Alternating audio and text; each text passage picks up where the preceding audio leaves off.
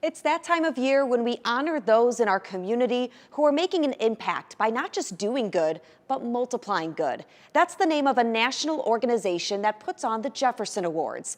WQAD is one of their media partners, and every year we recognize 8 great people in the Quad Cities area. This is week 2 of our special 8-week series, and we continue with a man who is on the ground and in the sky whenever natural disasters happen. His name and our nominee for the 2022 Jefferson Awards, John Steiniger, better known as Squirrel. The Jefferson Award, sponsored by Genesis and Tyson Foods. The big question we all want to know is, what's Squirrel? Who's Squirrel? Yeah, so Squirrel is me. I actually got the name when I was a child growing up. My father had a small residential company, which he actually still has to this day in the Quad Cities here. And I was very, very young, and we were on a job site, and I was probably at the time 15 or 16.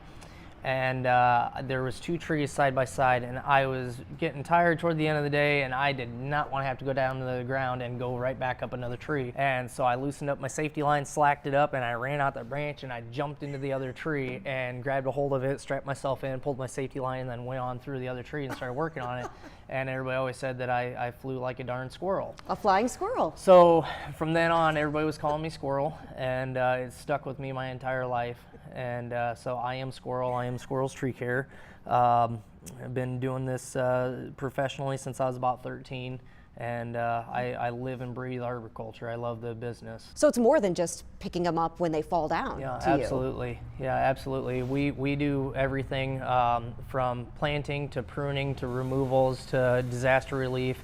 We really do it all. When did it go from we're a tree care service, we remove trees in the Quad Cities area, into we're going to go and help the victims of Hurricane Ida, and we're going to drive hundreds, thousands of miles away to help people in another part of the country? Mm-hmm. So, I've always done disaster relief work in this area because, we get hit with our tornadoes and our straight line winds and stuff like that. Nothing on the scale that I've ever seen in like Hurricane Ida or down in Fultondale, Alabama for the tornado when we were down there. But the turning point for us was last year after I bought Megatron.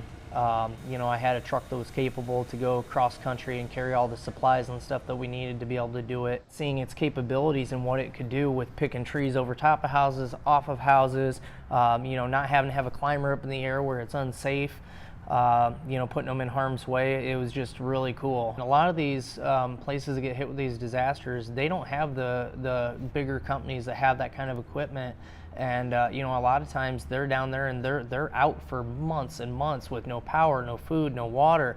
And so us to be able to go in there and help them get their lives back to normal as fast as possible is why we do it. Because there's a very limited quantity of good people in this world these days. And I know that if it was my grandmother without water or food or shelter for 3 months, I would want somebody to come in and help her. It's not about hoarding the equipment and the necessities that we have of our own to ourselves. It's about giving them to those who need them more at the time. Let's talk about August 10th, 2020. A derecho sweeps through the Quad Cities area. What were your thoughts when you saw the destruction that happened on that day? Within the first 12 hours of the storm, we had over 137 calls, I think is what it was. And so by the end of the 3rd day after the derecho, we were already booked until spring. Let's talk about this spot, Mississippi Valley Fairgrounds, where you removed a bunch of trees. Yeah, I believe the overall total from the derecho was 11 trees that ended up getting damaged that we had to service and do work to or remove. The shelter that we're sitting in right here actually had 2 maple trees that the tops were completely busted off of them over top of this building that we had to remove. There's a couple more in the side yard over here, a locust and another maple. So yeah, this place got hammered pretty good. I'm blessed in the way that I'm able to be in a position that I can help others, and so I feel very grateful for that, and I try to give back any chance that I can get. There's a lot of people out there that may not have done it the way that I did or may not have done it at all, but I definitely feel good in doing what I do, and I hope that it helps people. And he plans to help even more. Be on the lookout. There might be a Megatron 2 joining Squirrel's fleet soon.